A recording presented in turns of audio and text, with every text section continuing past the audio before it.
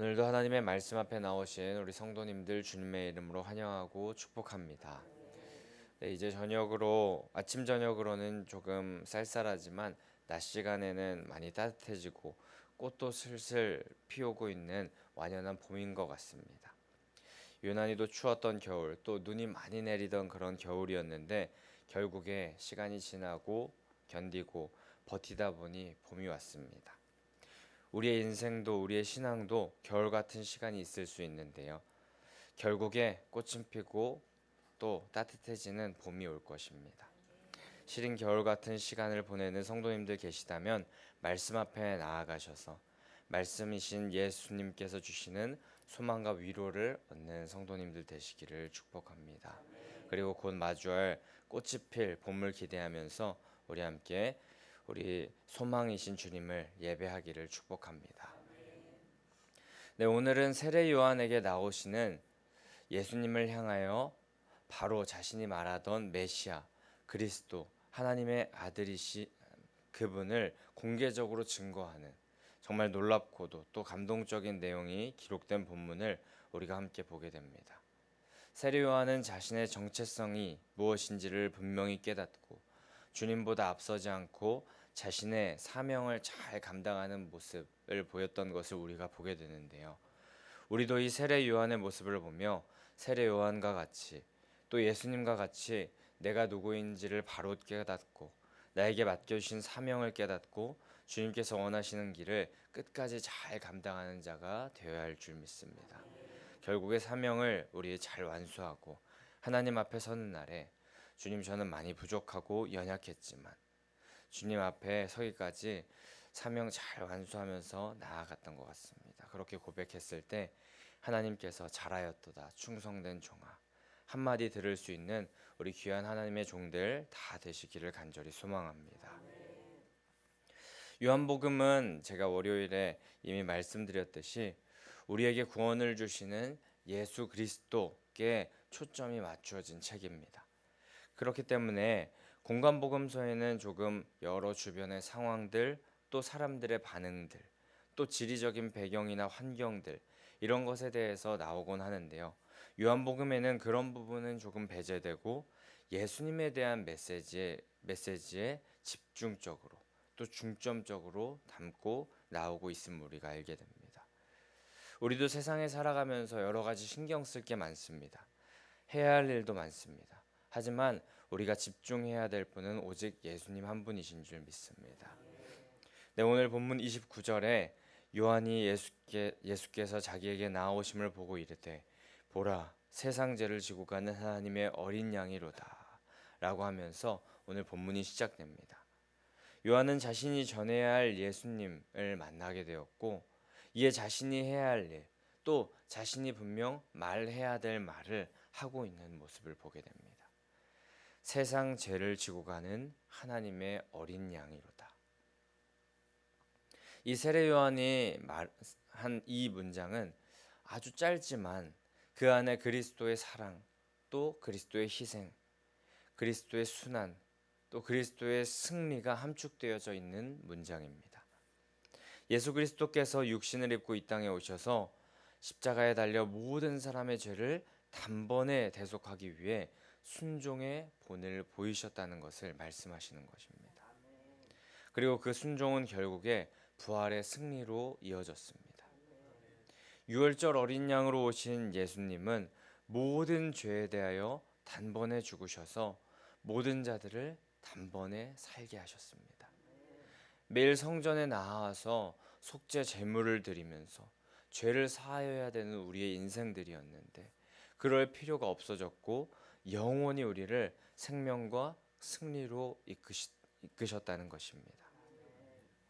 세례 요한이 표현한 이 표현은 예수님을 너무나도 확실히 또 완벽히 표현하는 문장이었고 예수님은 이 세례 요한의 말 그대로 행하시는 삶을 사셨습니다. 그분의 길을 예비하고 곧게 하는 사명을 맡은 요한은 이 놀라운 일을 감당할 예수님의 사역을 그대로 증언하였고 또 그런 예수님을 만난 일에 대하여 너무나도 감격하는 마음으로 이 고백을 사람들 앞에서 하였던 것입니다. 성도님들, 세상의 모든 죄를 지고 가신 어린 양 예수 그리스도로 인하여 우리는 이제 새로운 생명을 얻은 줄 믿습니다. 우리의 죄, 나의 죄를 대속해 주신 예수 그리스도, 그분으로 인하여 우리는 이제 더 이상 정죄함이 없습니다. 죄의식에 사로잡힐 필요 없습니다. 그분을 믿는 자는 모두 주님께 속한 자들입니다. 그래서 우린 예배로 나아올 때 여러 가지 구약의 율법에 얽매이지 않습니다. 자유롭게 예배의 자리에 나와서 주님과 깊은 관계로 나아갈 수 있습니다. 우린 주님과 화목할 수 있습니다. 죄인이었던 우리가 그런 상태, 그 화목된 상태로 반전되어진 것입니다. 반전의 드라마를 완벽히 써내려 가신 그 예수 그리스도께 우리는 항상 감사해야 할 것입니다. 그리고 그렇게 행하신 예수님을 향한 믿음을 우리는 끝까지 굳건히 지켜나가야 할 것입니다. 좌로나 우로나 치우치지 않고 이 귀한 축복과 권세를 마음껏 누리고 붙잡는 성도님들 되셔야 할 줄 믿습니다.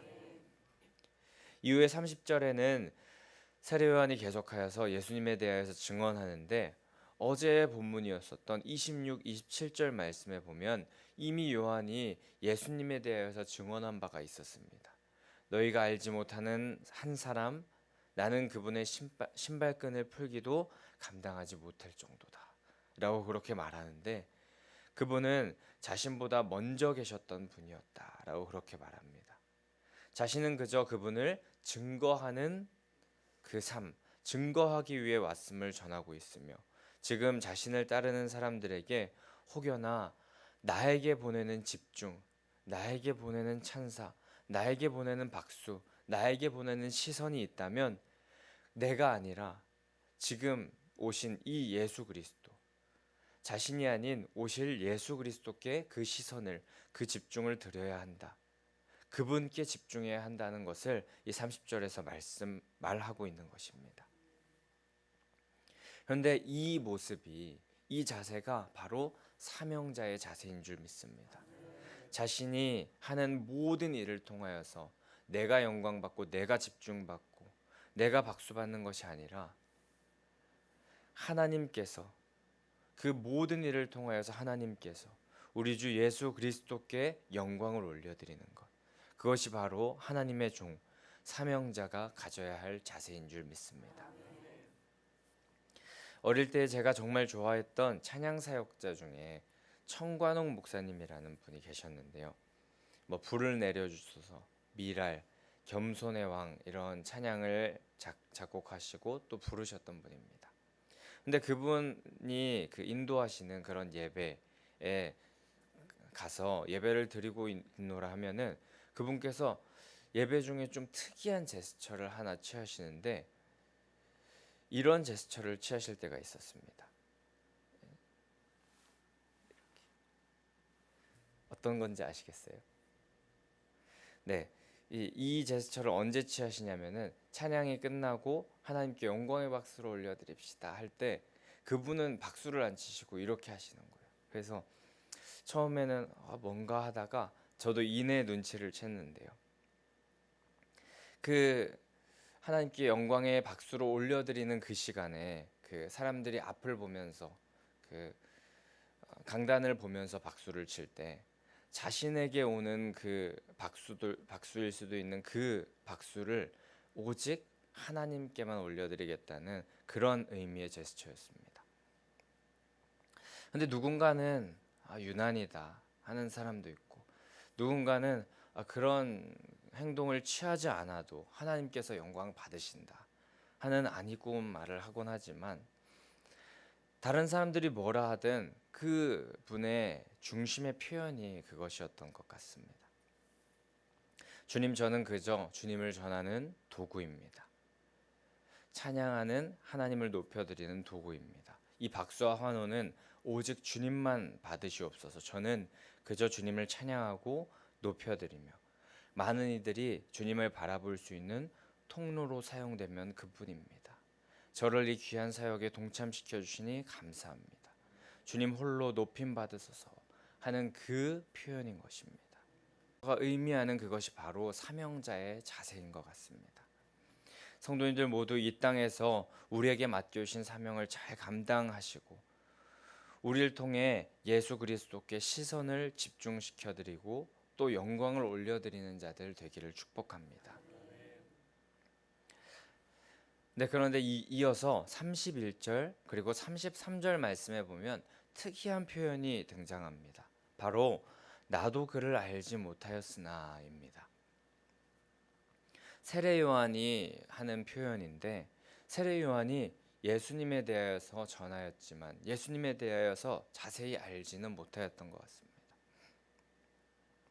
그러나 33절에 보면 자신에게 물로 세례를 베풀라 하신 이 바로 하나님께서 말씀하셔서 성령이 내려서 누구 위에든지 머무는 것을 보거든 그가 곧 성령으로 베푸실 이 내가 너를 보내서 너가 예비할 길을 너가 전할 그 사람 바로 예수님인 줄 그 사람이 예수님인 줄 알라라고 그렇게 말씀하셨다고 합니다. 세례 요한은 지금 예수님을 만나고 그분이 성령에 충만한 것을 보고 나서 저분이 하나님께서 나에게 맡겨주신 내가 전해야 할 분 그분이구나 라는 것을 알았고 그 예수님께서 구약에서 계속하여 예언되어 왔던 이스라엘이 학수고대했던 메시아 구세주 그리스도라는 사실을 깨달은 것이었습니다. 세례 요한이 그를 알지 못하였으나 라고 말한 것으로 보아서 요한은 하나님께서 행하실 것을 완벽하게 다 알지는 못했던 것 같습니다. 허나 그가 받은 확실한 사명은 독생자 예수 그리스도의 길을 예비하라는 것 그거 하나는 확실했습니다. 그렇습니다. 이처럼 하나님의 일을 할 때에 확실한 사명을 붙들고 나아가야겠지만 그 사명을 감당하는 것에 있어서 우리가 생각할 때 이해되지 않는 부분들, 납득되지 않는 부분들이 있을 수 있습니다. 우리는 성경에서 이해되지 않는 하나님을 많이 만날 수 있습니다. 여리고성을 향하여서 칼과 창을 빼들고 돌격하라, 진격하라 하는 것이 아니라 그냥 입을 다물고 그 성 주위를 돌라 하는 하나님을 만납니다. 그리고 또 바다 근처도 아닌 산 위에다가 방주를 지으라 하시는 하나님을 만날 때도 있습니다. 또 파도가 넘실넘실 거리면서 그 바다에 뛰어들면은 곧장 익사되어서 죽게 될 것 같은 홍해 바다에 발을 내디디라 그 바다를 건너라 하시는 하나님을 만나게 되기도 합니다. 아멘입니다. 네. 우린 성경에서 상식을 벗어나는 하나님, 이해되지 않는 하나님을 만나곤 합니다. 그저 하나님은 이해되지 않아도 그런데 그 앞으로 나아가라고 말씀하십니다. 한 치 앞도 보이지 않는 어두움인데 하나님께서는 믿음으로 내디뎌보라 말씀하십니다. 순종의 발걸음을 내디디라 하십니다. 근데 그렇게 나아간 결과는 어땠었습니까? 이해되지 않고 상식적으로 전혀 생각되지 않는 그런 상황이라 할지라도 사명을 감당하며 믿음으로 나아갔더니 여리고성은 무너집니다. 하늘에서 비가 한 방울씩 내립니다. 또 홍해가 갈라지는 놀라운 일이 일어나며 하나님의 일에 참여하는 자가 되게 하셨습니다. 세례 요한도 그 뜻을 다 알지 못했습니다. 다 이해하지 못했습니다. 성경의 많은 신앙의 선배들도 상식적으로는 도대체 이해되지 않는 일들이 많았습니다. 하지만 순종했습니다. 맡기신 사명을 감당하려 애썼습니다. 납득되지 않아도 사명을 전하였습니다. 하나님께서 허락하신 정체성을 깨닫고 우리가 해야 할 그 선까지를 지키며 월권하지 않고 맡기신 것만큼 시키신 것만큼 충실히 감당하였습니다. 하나님께서 하라고 하시면 하라는 그 믿음으로 불평불만하지 않고 하나님께서 원하시는 길을 묵묵히 끝까지 잘 감당하며 나아갔던 것입니다. 우리도 그렇게 하나님께서 우리를 부르신 그 뜻, 우리에게 맡기신 사명을 기억하며 더도 덜도 말고 맡기신 것만큼 그것만큼만은 꼭 순종하며 나아가시는 성도님들 되시기를 축복합니다. 세례 요한은 당시 세례 요한의 제자들을 많이 거느리고 있었던 유명한 지도자, 선생이었었습니다. 자신이 많은 빛을 받을 수 있었고 인정과 칭찬을 받을 수 있었습니다. 또 자신의 길을 따로 개척해 갈 수도 있었습니다. 하지만 요한은 다 이해되지 않고 또 생각에 내 상식에 벗어나는 그런 것들도 있었을 수 있지만 하나님께서 맡겨주신 사명, 내가 해야 할 일, 나의 정체성을 기억하면서 그 사명을 지켜냅니다. 딱 그 사명만큼을 지켜냅니다. 자신이 드러나기보다 오실 예수 그리스도를 드러내기를 소망하며 묵묵히 끝까지 맡겨진 사명을 잘 감당했습니다. 예수님을 소개하는 그 사명을 잘 감당하였고 자신이 자꾸 드러나는 것 같을 때에 요한은 그는 흥하여야 하겠고 나는 쇠하여야 하겠다 라고 하면서 그분을 예비하고 그분께 시선을 옮겨드리는 사명을 잘 감당하였습니다.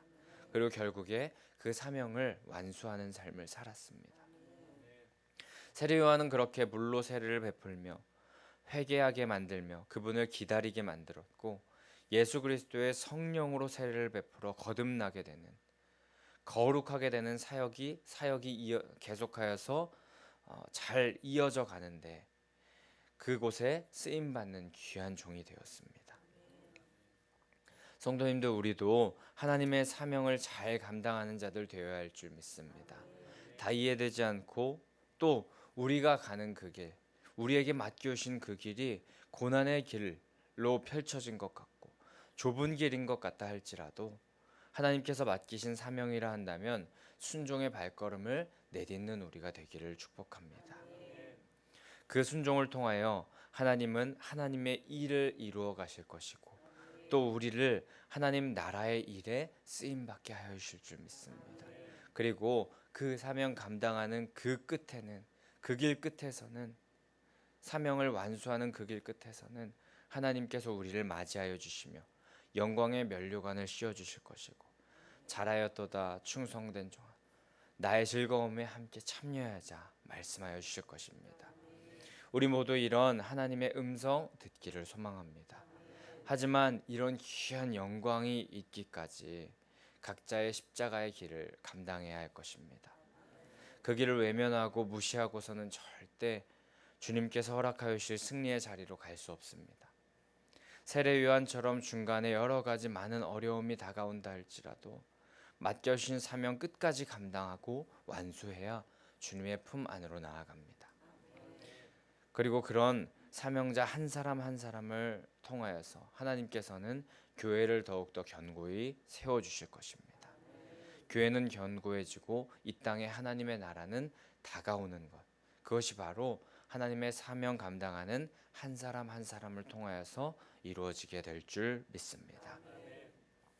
간절히 소원하기는 우리 모든 성도님들 우리를 위하여 이 땅에 오신 예수 그리스도께 시선을 올려드리는 또 많은 이들이 예수 그리스도께 집중할 수 있도록 그곳으로 인도하시는 귀한 성도님들 되시기를 축복합니다. 제가 말씀드렸던 그 청관홍 목사님의 이 제스처와 같이 그렇게 사명자의 자세로 살아가는 내가 드러나지 않고 오직 주님만 빛나는 삶 사시기를 축복합니다. 그리고 각자에게 달란트를 주시고 사명 주셔서 각자의 자리에서 그 일 감당하게 하실 텐데 각자에게 맡겨주신 사명을 충실히 수행하시고 결국에 그 사명 잘 완수하시는 성도님들 되시길 축복합니다. 그런 성도님들 통하여서 하나님께서는 하나님의 일을 하나님의 그 이 땅에서의 일들을 잘 이루어가게 하여 주실 줄 믿습니다. 그런데 이 사명을 정말 감당하기가 참 쉽지 않습니다. 하나님의 그 큰 일을 내가 어떻게 내가 어떻게 하나님의 그 대의를 내가 감당하냐 라고 생각하면서 내 노력으로 내 의지로 살아가려 한다면 참 쉽지 않을 것입니다. 하지만 예수님께서 우리를 위하여서 죽고 부활하셔서 이미 다 이루어 놓으셨습니다. 우린 이미 승리하신 주님 의지하여서 사명 감당하려고 믿음으로 나아가려고 할 때 하나님께서 우리를 대신하여 일하여 주실 것입니다. 두려워하지 마시고 묵묵히 버티고 견디며 그렇게 나아가다 보면 결국에 주님의 꽃을 피우는 사명자로 거듭나게 하여 주실 줄 믿습니다. 그런 귀한 하나님의 사명자의 그 인생 살아가시기를 간절히 소망하고 축복합니다. 우리 그럼 이 시간에 함께 191장 찬송하시면서 좁은 길을 걸어도 밤낮 깊이